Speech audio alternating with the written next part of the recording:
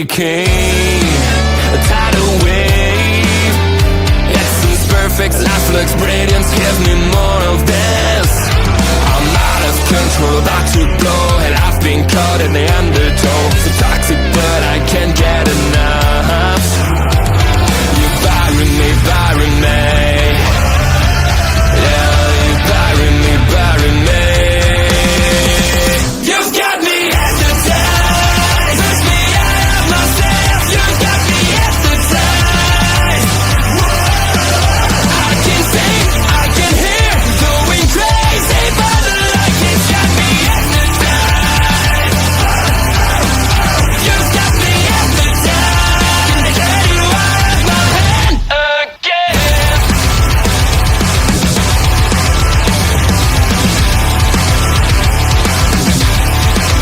Is it wrong? Is it right? It's like I've won my final war without a fight. I'm out of control, about to blow, and I've been caught in the undertow. So toxic, but I can't get enough. You bury me, bury me. I know you bury me, bury me. You've got me hypnotized. Push me out of myself. You've got me hypnotized. I can see, I can hear, going crazy by the light. It's got me hypnotized. You've got me hypnotized. Can get you out of my head. Get you out of my head again.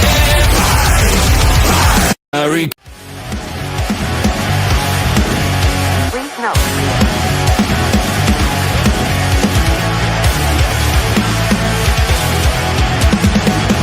Never gonna stop, never gonna change, never gonna do the things you say. I run my own way to get there. Pulls are calling and I don't seem to care. In the air, no more crowd, just the opposite kind of few clouds. So tell me this time is coming for the sake of all your lies. Why don't you try to be wise? Now that I need you anyway.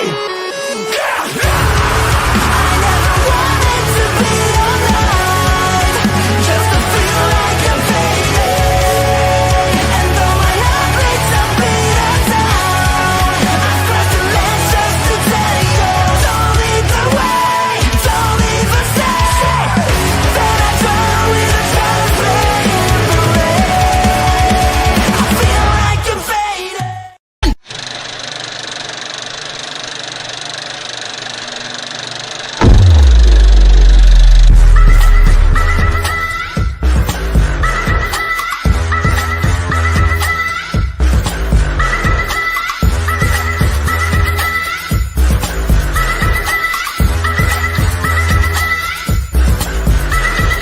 We don't need no sleep because the party don't stop. So put your hands on me and turn me on, turn me up. We don't need no sleep because the party don't stop. So put your hands on me and turn me on, turn me up.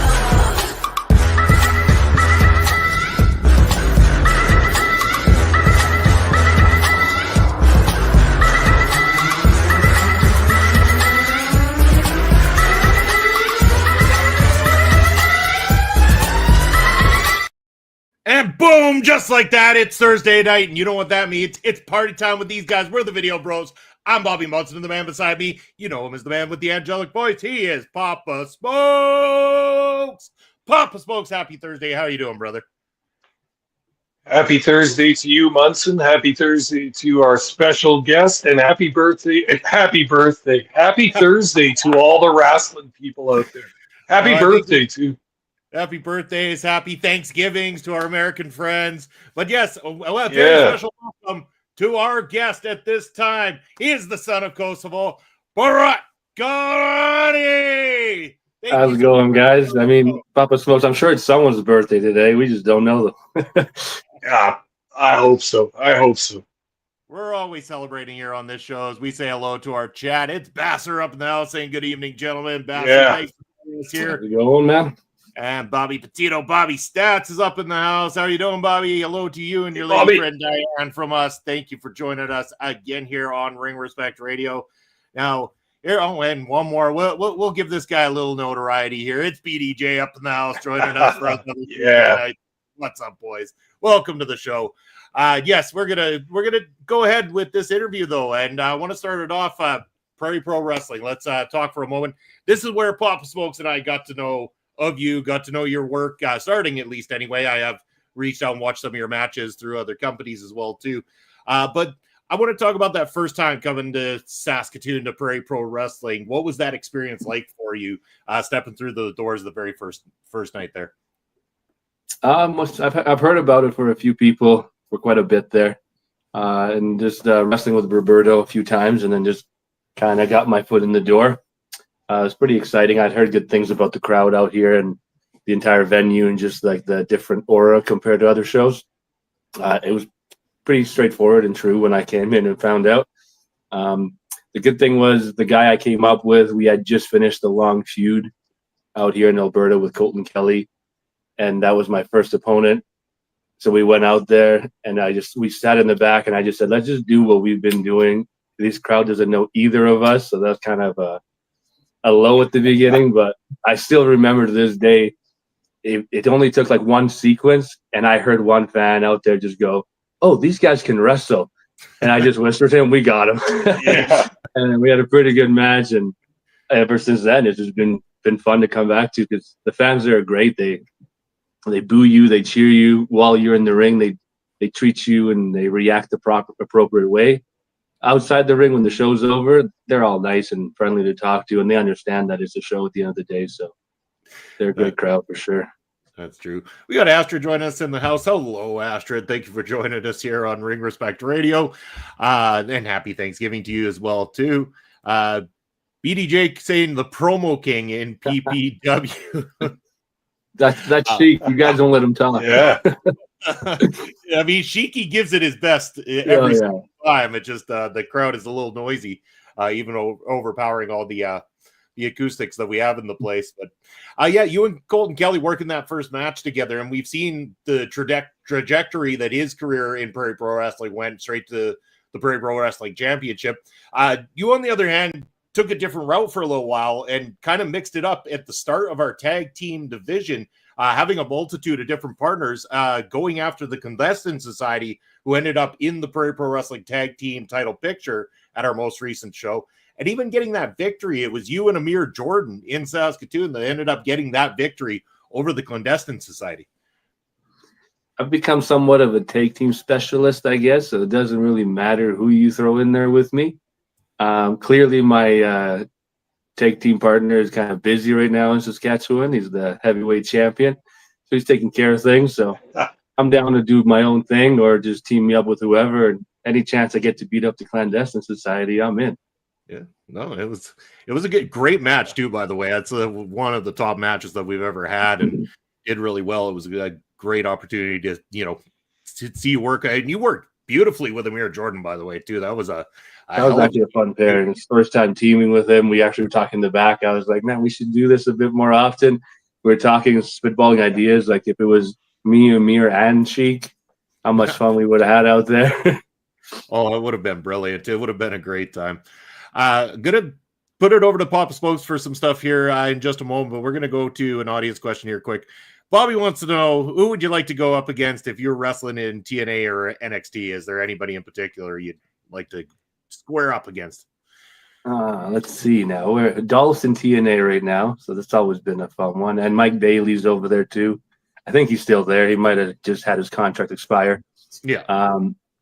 And what's the big guy's name in NXT? What's his name? Obafemi. The man's a wild animal, man. I'd love to just see how strong he is firsthand. Oh, he's a behemoth of a man too. I remember, we've got a great team with Astrid and Ned who talk about NXT on Tuesdays, and they were talking about this Obafemi, and I don't watch regularly during the week a lot of the time. So I'm like, okay, I gotta go check out this guy. And so I turn it on. I'm like, holy shit, this guy's the real deal. I mean, this is a big boy. He's got some charisma behind him too. Like, he moves well for a big guy inside that ring, and it's impressive, very impressive. But Papa Smokes, we're going to go over to you. I know you've got a ton of questions you'd like to ask. Sure. I always like to ask the question, how did you come about to wrestling? When did you start watching and how did you decide to try and get into the business? How did all that come along?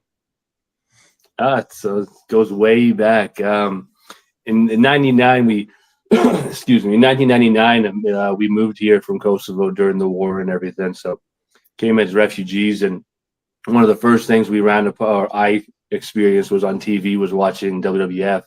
Me and my brother, you don't really need to know the language yet to understand what's going on, right? These guys are just beating each other up, and there's chairs, there's everything. So we immediately fell in love with it. We'd be wrestling outside. TV got banned. We weren't able to watch or anything like that. So we would go to our buddy's house and watch through his window because only one of us was allowed in. So one would watch Monday night, the other one would be peeking through the window.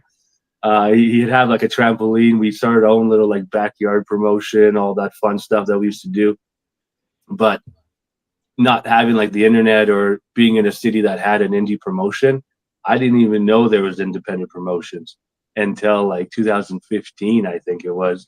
Because WWE doesn't really mention them, right? Like I knew TNA a bit, but I just thought these TV companies were the only way to get in. And you just think these guys are bigger than life, and you're like, you could never be one of them.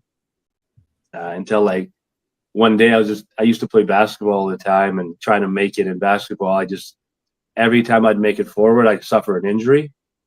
And then you start thinking, okay, maybe I can't do this. What else can I do, right? And I was always a wrestling fan. And out of nowhere, one of my high school buddies we reconnected with, and I was just looking things up, and it was Lance Storm's school kept showing up, but it was very expensive, and it was 8 hours away from my house, and I had freshly married. I think it was like a year or two that I'd been married, so it's a life decision just to get up and move. So I end up reconnecting with this high school buddy, and he tells me about his uncle who's potentially moving up to Grand Prairie, and he actually runs a wrestling promotion and a comic book store.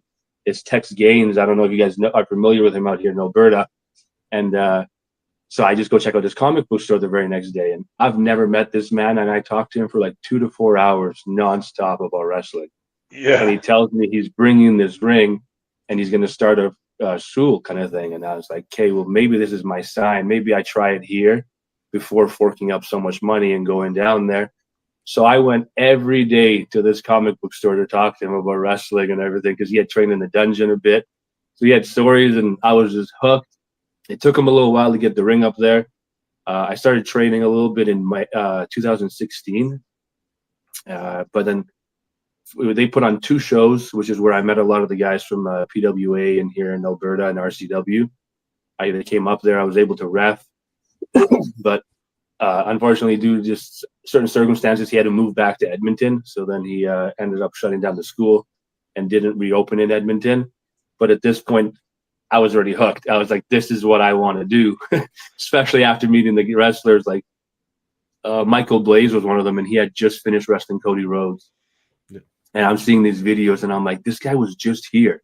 There's these independent guys everywhere. Like, what have I been missing, right? So I went to Lance's and I went to sign up. Everything was booked until May 2018. So he was booked pretty far in advance. And I just told my wife, and at this time I had a young daughter. I was like, you guys go back home, visit your family. I'm going to go train for 3 months in a completely different city. So that's kind of how I got hooked, really. And ever since then, just been wrestling as much as I can. That's an incredible story. You mentioned about playing other sports and the injuries that come up and stuff, but wrestling being what it is, we know it's very prone to injuries. What do you do to try to avoid those, or to, get yourself in the kind of shape that you need to be in to make sure that you're not sustaining those injuries that you're picking up in sports that you were playing previously? Yeah, you can't really do too much to avoid injuries except for just wrestle properly, train, practice kind of things. And mistakes and accidents are going to happen. You can't stop those. I've been injured. The worst injury I had came at practice, just trying new ideas.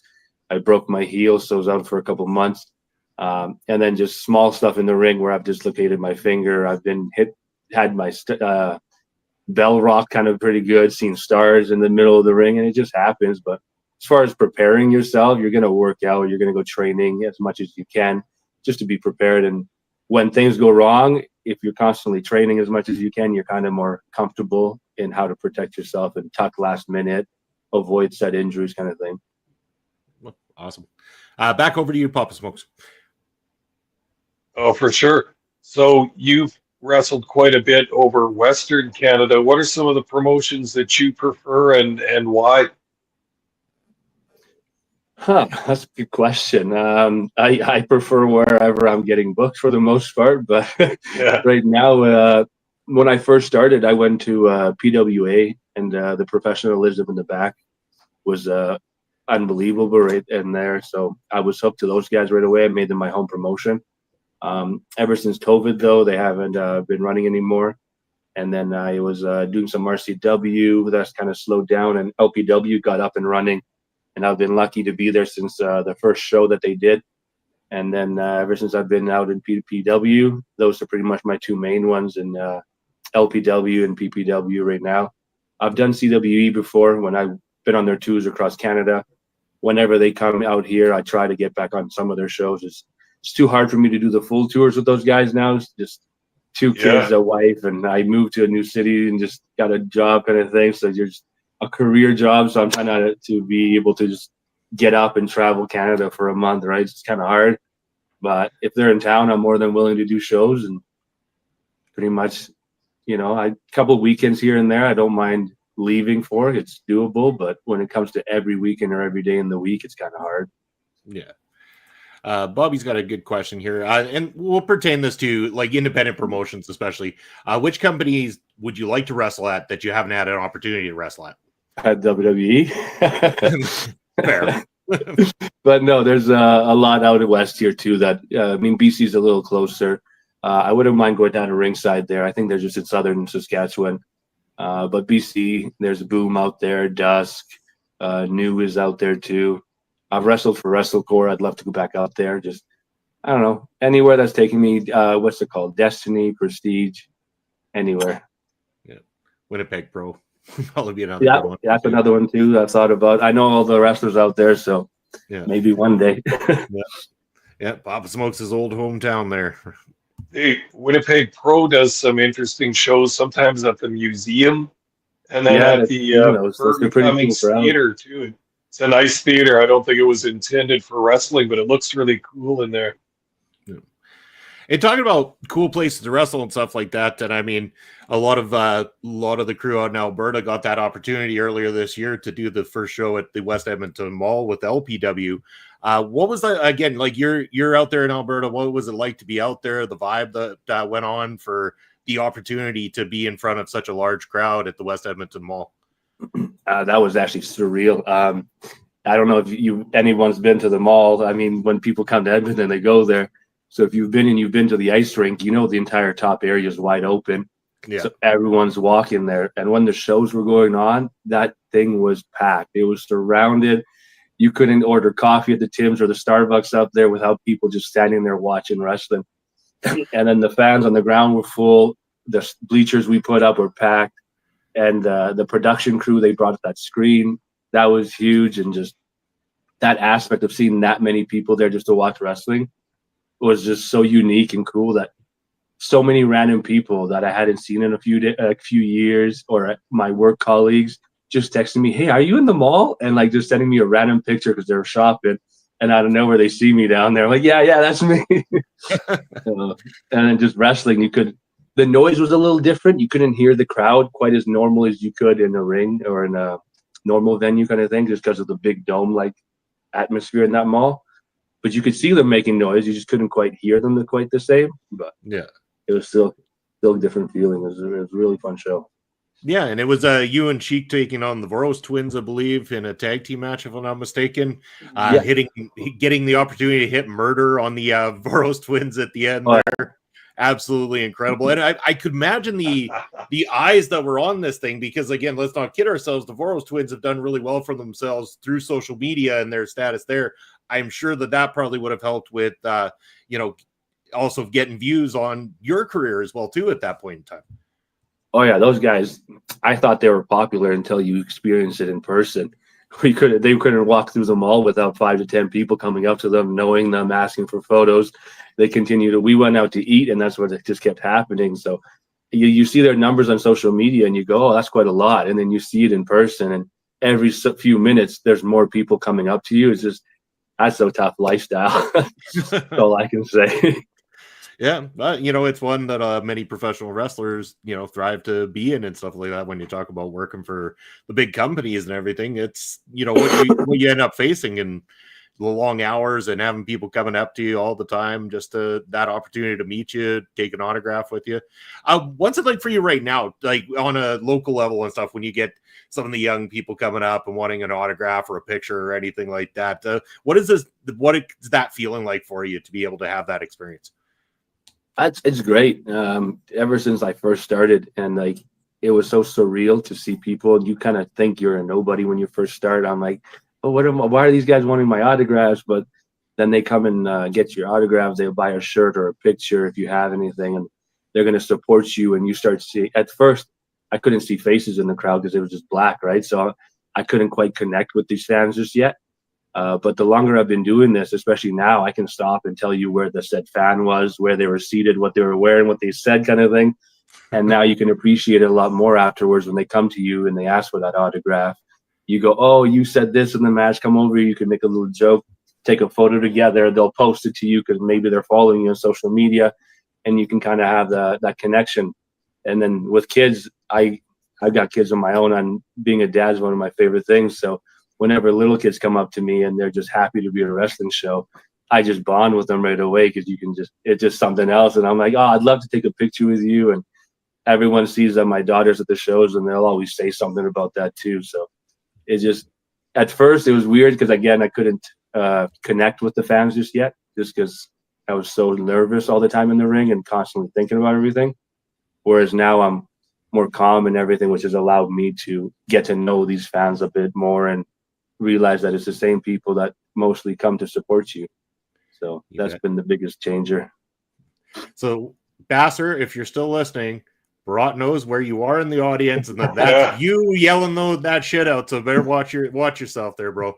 I want to go back to you in a minute, Pop Smokes, but I want to talk quickly about the battle royal that we had at the Halloween show, Prairie Pro Wrestling's Ring of Horrors. You and Sheik came out as a team. It hasn't been seen much in Prairie Pro. You've had one tag team match together, but you came out as the team of Cheech and Chong, to which, as a camera operator at ringside, I do my best not to crack a smile, but it was really, really difficult when you two guys came out with a spot-on impersonation of Cheech and Chong. That was maybe the best Halloween costume I've ever seen. Yeah, we had last year we did the APA, so I don't know if you count as the teaming up, and then we had that one tag match. Yeah. So APA was my idea last year, and then this year Sheik's like, we should do Cheech and Chong, and we're like, hey, if they'll allow it, let's do it, right? And I'm with you. I kind of knew that I might be able to pull the Chong look off. Yeah. But when I put those clothes on, I threw the bandana and I looked at myself in the picture. I'm like, holy shit, Sheik, we look just like that. It was great. And like you said, the reaction was awesome when we went out there. Yeah. Again, that was awesome. My favorite part in that entire match was finally being able to stare at you, Bobby, for more than 2 minutes, because you looked great with that mask on. Oh, I had a lot of fun wearing that mask that night. I think the best part of that was when the tag match was happening and Steven comes out and does his whole intro and he drops the cowboy hat just right in front of my feet. And I'm like, opportunity has been seen and it's going to be taken. So I put the rhinestone hat on top of the old Terrifier mask. It was a blast. I mean, you got to have fun with the Halloween show. They're a lot of fun. They're unique. No one else does them. So it's kind of fun to just let loose kind of thing and have fun at the end of the show. Just get dressed up, go out there, have a battle royal. And then near the end of the show, it gets a little serious again. But for the most part, it's just have fun out there. Oh, yeah, for sure. Heading your way, Papa Smokes. Next question. For sure. We've already made mention of your and Sheik's tag team finishing maneuver known as Murder. And I've heard some chatter amongst the fans around PPW almost a little bit of a controversy there. They think that it's an insane move, extremely violent, and almost unfair. What a devastating move that is. What do you think about that? I think they're correct. I mean, it's ended every single match we've ever pulled it off in. It ends matches. It's called murder for a reason. When we first started teaming up, we were just thinking, I'm like, hey, what can we do as a move that will just put people away, you know? And I was like, you do the razor's edge. I do that walk along the ropes. Maybe we can put them together. And unfortunately, Mars was the first guy to experience it. And he probably got the worst version of it in LPW. And ever since then, it's gotten a little smoother, but it still gets the job done. And speaking of LPW, you guys were the tag team champions there for a while, if I'm not mistaken, right? We were, yeah. We're on the hunt to get him back, and it's just a matter of time, you know. Just a It's matter about of time. when, not if. So I know when it comes to Prairie Pro Wrestling, Sheik, currently the world heavyweight champion, could be for a very long time. We've seen it before. Has there been any chatter, anything about you guys taking a look over at the Short Kings, seeing those shiny new tag belts, and thinking to yourself, maybe a little bit more gold in your futures? Now you're talking, okay? If you pay attention to that Halloween Rumble again, who eliminated the clandestine society? It was you guys. Me and Sheik. Yeah. Who eliminated the Brotherhood? All three of them. Yeah. It was you me and guys. Sheik. Yep. And now here's a third question. And like in most tests, if you answer the same thing, it's kind of iffy. You might be wrong. But who eliminated the Short Kings? It was you guys. Me as and well. Sheik. Yep. So we took care of that entire tag team division of who's in that match. Just imagine if me and Sheik decide to team up. Those titles are just, you know, they're keeping them warm for us until Sheik decides he wants 2 belts, or he gets screwed over and something shady happens and he loses his world heavyweight title. Well, yeah. I mean, it might take something shady to get that belt off Sheik. It took a long ass time to get it off him one time, and it didn't last very long. So we know Colton won. Colton Kelly won that title the one show I wasn't there because I dislocated my finger, because he knew if I was there, I'd be ready to help any second. That's fair. That's fair. We know Sheik's going to have that match coming up soon against Michael Allen, Richard Clark. That's going to be tough competition for him, but we'll see how that pans out. Who knows? Maybe Sheik will need a little bit of help there too. But I'd agree with you, but Clark just went through a TLC match that he lost. Did you see what Berto did to him, Alice Asino? Oh, we Come saw. on, man. You're lucky if he even shows up. We saw. We were stepping over all kinds of boards and chairs and ladder pieces and man. every fragment of everything you could imagine there down at ringside. It was quite chaotic. Exactly. So I don't think Clark's just ready yet. He probably hasn't even fully recovered. It's a Sheik's match. Easy. We're going into 2025 the same way we came in. Well, that's a fair statement. I'm not going to Yeah. argue with you. Papa Smokes, back over to you, sir. Sure.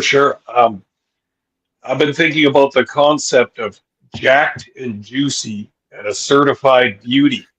Can you expand on this? What an excellent concept. So earlier I said I came up with our tag team finish. This, on the other hand, is all Sheik. He came up with this. We were cutting a promo about how we deserved our tag team match, tag team title match again. And as I'm about to end it, I hear him go, give me the mic, but I don't fully click. And I go to hand the mic over to Spencer there. And she's like, give me the damn mic. And he grabs it. I'm like, what's he got to say that's just eating at him that he has to get it out? And he turns around and he says something and he goes, and don't forget, we're jacked, we're juicy, and we're certified beauties. And I look at him like it caught me by surprise. And I was like, that's an amazing line. And like we go through the curtain. And I see online fans are reacting to it, everything. I'm like, holy Sheik, I think you got something here. So we went with it. We saw the reaction right away. That's all it took was one time. And now the crowd in LPW kind of likes us, which is different than something we're not used to. I mean, let's not kid ourselves. I mean, as tough as it is to like Sheik sometimes because of his shenanigans, it's hard not to like him because at the same time he's just that damn good inside the ring. Same with yourself. I mean, I've been roasted enough times by you over the last little while. But it sometimes hurts a little bit, but you've got that damn smile and you're that damn good in the ring. It's kind of hard to dislike you. So It's all in good fun. Don't worry. It's all in good spirits. it really is. I mean, it's a blast every time. It was definitely shocking, that Jacked and Juicy thing. Ever since I became a heel, I was like, I don't really want merch. I kind of made simple shirts, but I'd bring them some shows and I wouldn't. I wasn't used to trying to sell merch for quite a while, and then we saw the reaction. I'm like, we got to get some shirts here. And the reaction at the shows and just from people online, not even related to wrestling, that we've gotten through these things, is quite insane. So, I got to take my hat off to Sheik there and say thank you, because I'm reaping the benefits on this end. Yeah, that's promo gold. That's promo gold, especially if you get a T-shirt out of it too. Oh yeah, we'll have them at PPW again for everybody. Perfect. Oh yeah, there you go. Get your Jack, Juicy, and Certified Beauty shirts available at Prairie Pro Wrestling Saturday, December the 7th. That's if you got a ticket into the show. If you don't, go get one. They're going fast. Pop Smokes, back over to you. Oh, sure. So about that tag team scene, if you and Sheik were a tag team in PPW in the new year, how do you see the landscape of the tag team scene? I mean, we've got the Short Kings with the belts, but a number of other prominent tag teams in the division. They're all good opponents and good matches.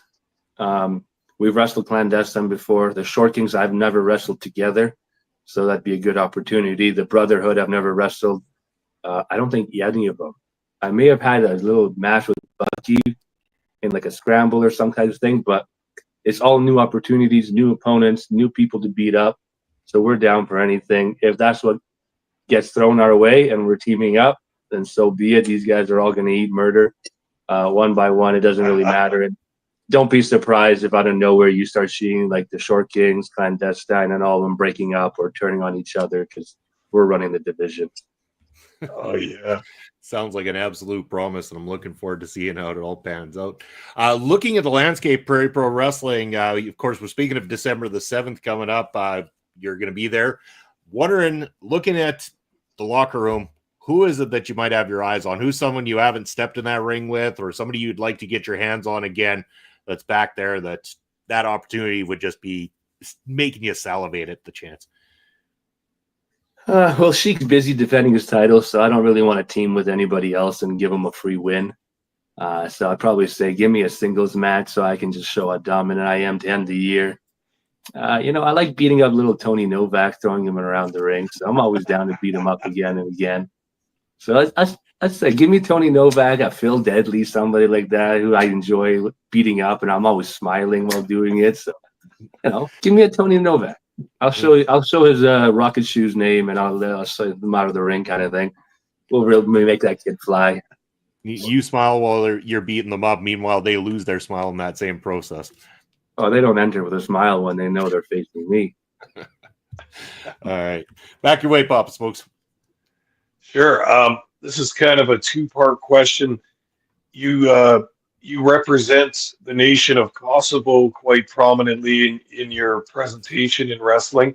What influence has your time in that country had on your wrestling? And also, you play the national anthem of Kosovo at the beginning of your matches. And I think that it's a very patriotic and very excellent thing to do. But some of the PPW fans don't seem to like it. I even wonder, I think Bobby Munson doesn't like it and doesn't approve of it. I put my hand on my heart, goddammit. Like, come on. I show respect. I don't know. A man of the people. I'm obviously proud of where I come from, and I try to represent it whenever I can. What the country has meant is went back home a couple of years ago there, and the news one of the news channels reached out and we did an interview, and that got quite a bit of attention. So it was kind of interesting to see that the country was happy that I was representing them out at a different country, a different event.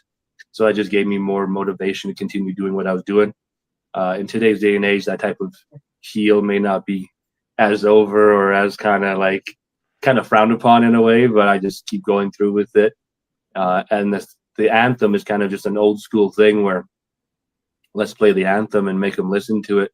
But the disrespect, I mean, the fans are one thing. As long as they're behind that barricade, I mean, just don't cross it, because if you're going to disrespect me, then that happens. The same thing's going to happen to you as what happens to these wrestlers who decide to play their music in the middle of the song, and then they have to come in the ring, and I get to kick their ass, and then I pick up the win. Oh yeah, we very recently saw Alex Rain attempting to interrupt that national anthem, and you sent him packing. Didn't see him back last time around, so Haven't seen him since, have we? no, we have not. So guess he got taught a lesson. No, and I going back to it, it is a beautiful national anthem, and I'm, I looking at it from a perspective of someone looking in. It is an old school thing. The whole international heel character and everything like that. It's been played out in wrestling for so long and everything like that. I think. Do you feel? And I'm hoping to see it more.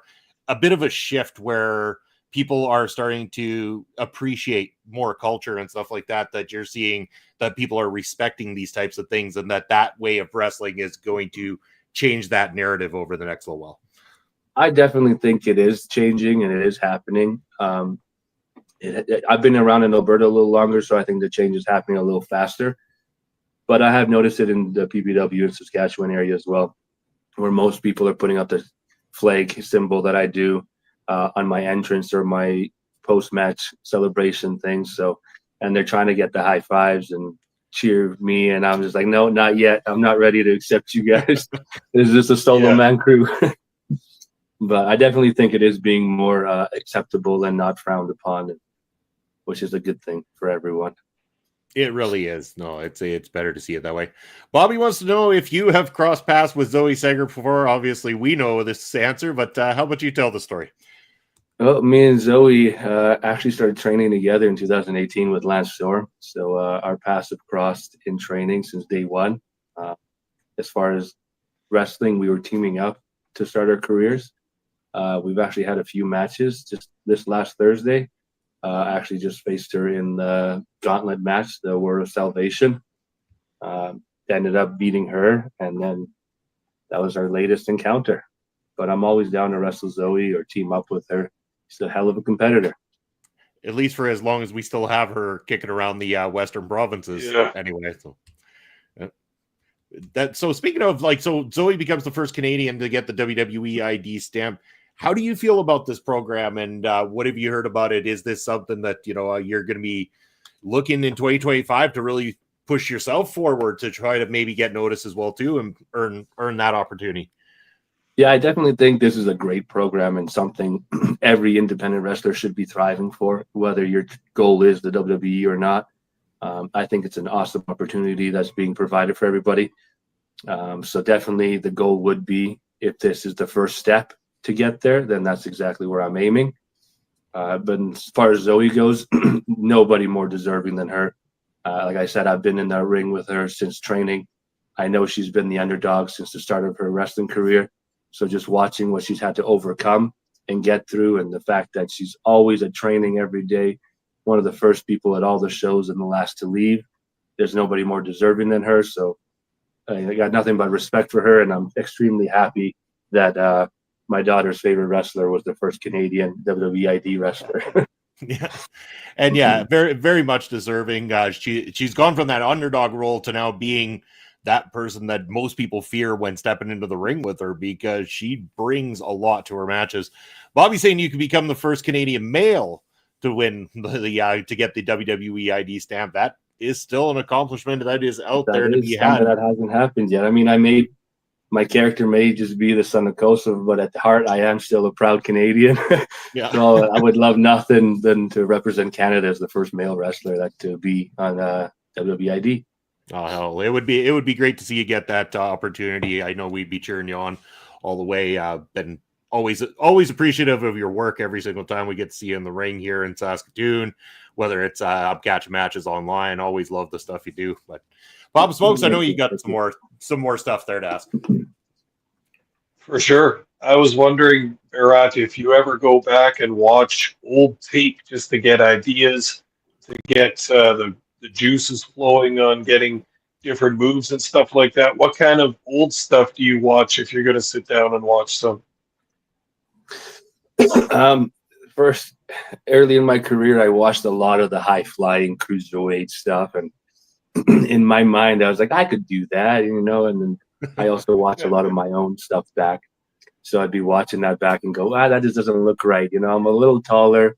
I hadn't quite filled up yet, so nowadays I kind of go watch more of the older early 2000s / late 90s. I also play a lot of the old video games just to get kind of some ideas. But most of depending on my upcoming matches, I'm looking at big versus little. Early Brock Lesnar versus like Ray, Eddie, Jeff Hardy kind of stuff, just to get little sequences and see what they did to make it so it's believable, what kind of match they're having. And then I put my own touch, my own move style into it. And then just keeping up with the internet. I follow a lot of pages that post old moves out of nowhere, especially on Instagram. There's a page where I will just put move of the day, for example, and it could be something current. It could be something that's in black and white. And then I look at that and like, oh, that's kind of cool. It catches my eye, and my save list is huge, and my ideas are always flowing. And Sheik's always telling me, you need to settle down. You don't need to do all of that in one match. So I'm definitely, it's a work in progress. And like I said, at first it was definitely watching too much of the cruiserweights, high flying, and Ricochet's another guy I love. I just think I can do the things he can, but I physically can't. And then just lately it's been more of the bigger style kind of thing. Just realizing, okay, I'm a little bit bigger than most of the people, so let's work a different style. Yeah, I mean, you are a bigger guy, but very agile at the same time. So you've got that going. I mean, Sheik's a great example too. He's another guy. He's a bigger guy, but his agility is through the roof. I mean, you guys move well together. There's a great reason why you're paired up as a great tag team. You guys are very physically threatening at the same time. The unexpected agility of being able to move to the top ropes and perform some of the stuff you guys do is what I think drops the jaws of the audience when they're introduced to you. Yeah, I think it's definitely benefited that I've kind of slowed that down and made it more of a rare occasion where I get to the top, or I'll pull some kind of more agile flip to the outside or anything like that, or just a sequence where it's kind of you wouldn't expect from me kind of thing, where it's fast reversals, hitting the ropes, running kind of thing, just to show that agility, to be like, I still got that side. But overall, I'm kind of enjoying the slower, more big man kind of inflicting pain style recently. Yeah.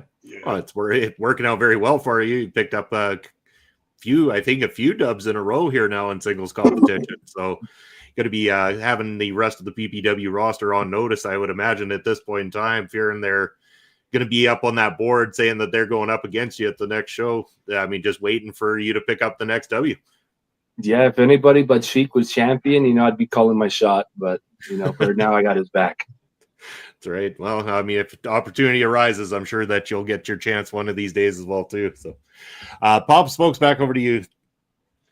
How about a story? How about something wild or unexpected that's happened at one of the shows you've been on? Take a minute to think if you need. In a positive or a negative light? Either or, whatever strikes you. Like fans or just with wrestlers, sort of? Yeah, anything. Let's see. Best story you got. That's a good question. It puts me on the spot because it's like, okay. Does this fit? What about, let's narrow it down then. How about something that happened funny with a fan in an interaction or an audience member during one of your matches or something like that? I've had a few, but now it's time to remember what exactly was said. Because especially in most of these like Thursday shows, I just focused on talking back to the fans. Whenever they say anything, I'm just quick right back to them and trying to make them laugh.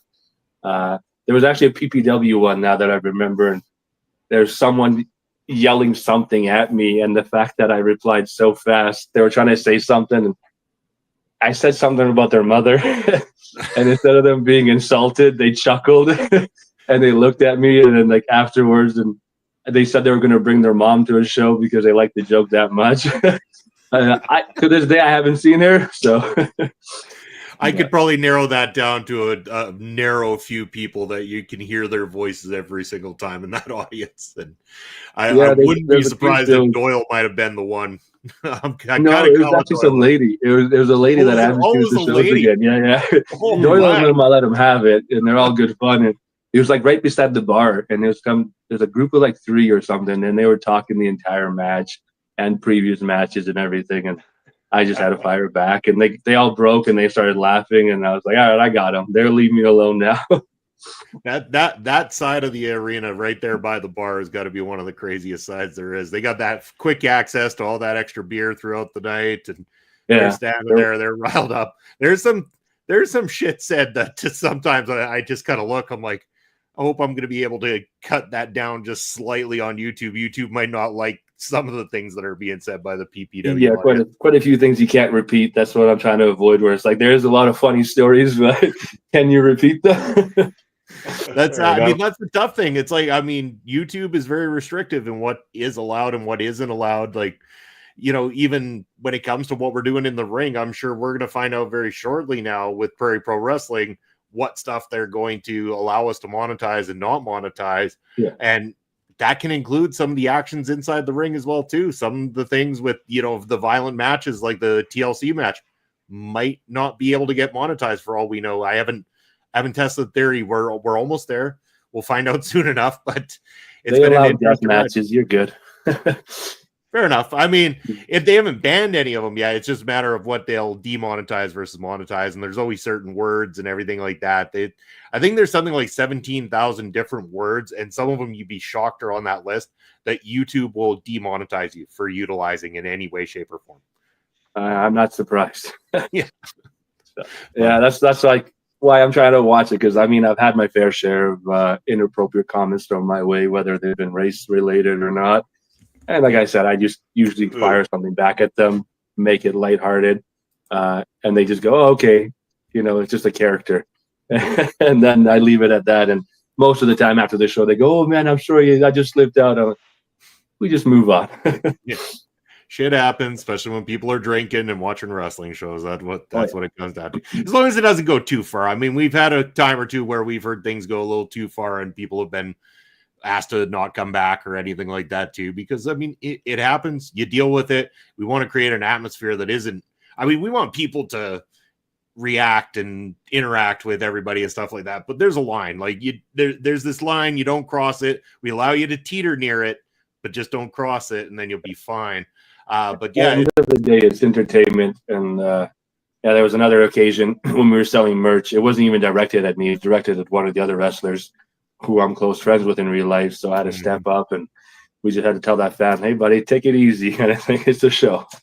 Yeah, so, exactly. And I know the incident. For one of those, that happens once, twice a year, all the other fans are great. So I don't let it sour my taste in all of them. So just we're there having fun and having a good time. Yeah, and most of them are returning people that understand and get it by this point in time, which is nice to see as well, too. We are coming close to the top of the hour here, and we are going to make way. Of course, we got the Honor Ramble coming up later tonight, where Kimmy and Auntie Collins are going to give you all the lowdown on what went down on ROH's Thanksgiving episode. But as we're getting close to the top of the hour, Pops, folks, do you have any more questions for our guest and audience? If anybody wants to get your questions in, do it so now. Now's your time. I have one more question, or just I wondered if you wanted to give somebody a shout out, somebody that helped you along the way, someone that was influential to you, just a positive shout out. That's a long list. I'll try to do my best here. First, it was Sheik. Actually, was my very first match. Welcomed me to wrestling. That's where I met him, and then just opened up his doors to his house. I was driving from Grand Prairie, which is a 4.5 hour drive to Edmonton on my own, 8 hours to Calgary. So he would just let me crash at his place early on in my career. So that was obviously awesome, not to drive 8 hours on my own, and then just became a friend outside of wrestling. And then Michael Blaze, at first I was so nervous to meet the guy, but he's one of the nicest humans, and I'm happy to call him a friend outside of wrestling. He's been the godfather of wrestling for me anything I've ever had, any concerns, whether it be with him helping me with training at clandestine school or even at shows, giving me feedback or helping me plan a match together or just texting me ideas. And he's always there to talk to. Those two would be two people right off the bat that definitely need to give him some credit, as well as Stephen Crow. He's the man that helps me with everything. He's a good friend in life, and he's actually responsible for all my all my gear and my boots and everything. As you can see, he has quite outlandish gear. He's making sure I keep up and stay fresh on my end. Well, it's always going to be tough to keep up in that category with Stephen Crow, of course, but yeah. it's great to hear as well, too. I mean, everybody you named are just wonderful people as well that, I can attest to the things that they've taught me along the way, even in the roles that I've been involved with camera work or commentary or anything like that, always open door, including Blaze. Like, everybody seemingly feels intimidated because of how much he's done in the industry, and then you get to meet him and it's like he's the most down to earth, just one of the boys hanging out and wanting to put other people over, and in the process he wants everybody to succeed, which is one of the best attributes of Blaze and his entire career. Yeah, I mean, like I said, that list could go on, and this is just me narrowing it down a little bit. Otherwise, we're talking all night about how great these guys are in the back and the girls. But like you said, they're all great people. It takes two to tango in that ring. So everyone I step foot in, I absolutely I love in a way. They've been around for quite a while. They're taking care of me, and they lead to me having a good match out there. Awesome. All right. Well, I don't see anything else from the audience. Pop Smokes, any one last question here before we go to the tickers? No, I'm good. I like that shout out, and like to pass some positivity and love around the room a bit. Perfect. All right. Well, Berat, there's the ticker there to a couple of your social media links. Why don't you tell people where they can find you, and what do you got coming up for wrestling shows as well, too? I was about to say, you just saved me some embarrassment by having my social medias down there. The fact they're slightly different, I always forget whether it's just my first and last name, and sometimes it's Seven, sometimes it's KS. And search me up, just search my first name. Usually I'm the first guy to show up. As far as shows coming up, it is PPW in December to end the year. And then as recently announced last weekend, to start 2025, I will be at Rogers Arena on January 24th for LPW. And then following week, I will be at LPW again for their 33rd show. And then I think February is the first PPW show of the year, so I'll be back out for the remainder of those shows. Yeah, that PPW one, Saturday, February the 22nd. So if you missed the December 7th one, be there in February. Giving you the heads up now. But that's where you can find Berat. Now I'm going to send it over to Papa Smoke so he can cost me a whole lot of more money, because he's that fancy ticker you see right there. I mean, it costs a ton. Oh, yeah. Papa Smokes, where can they find you? Papa Smokes can always be found on Elon Musk's free speech wonderland known as X. I am at smokes_Papa. Also on Twitter at Papa_Smokes_. Wonderful. As for myself, Bobby Munson, I'm over on the X at Real Bobby Munson, Instagram at Threads at Video Bros SK, Twitch it's Video Bro_Bobby Munson, and I went and joined all the kids. I'm over on the Blue Sky now, so BobbyMunson.bsky@social. Where can you find me next? How about Saturday? Prairie Pro Wrestling's YouTube channel. We got another match coming out for you, so come and catch that Saturday afternoon. You're going to be able to catch me right here on the channel Saturday night. Myself and Mark, as well as probably a few others, going to be doing a review of WWE's Survivor Series War Games. That's going to be here on the channel. And then Sunday morning, 11 a.m. Eastern time, you're going to be able to join me and the boys as we're talking all the week in sports and doing our NFL predictions on Point of View. Where can you find all that? That's right here at our local establishment, OLE Podcast, on all the socials, YouTube and Twitch. Give us a like, follow, subscribe, thumbs up the video, leave a comment. Always reaching out to you. Thank you very much, Berat, for joining us today. It has been an absolute honor having you here, my man. Looking forward to seeing you on December 7th. And yeah, we should do this again sometime. For sure. Anytime, guys. Again, thanks for having me. And thanks for the fans for asking questions and tuning in. This was great. It was a lot of fun. Anytime you guys want, maybe me and Sheik will come on next time. I like the sounds of that. We got to make that happen. All right. But that's going to be it for us tonight. Thanks for tuning in, everybody. We'll see you next Thursday night right here on Ring Respect Radio.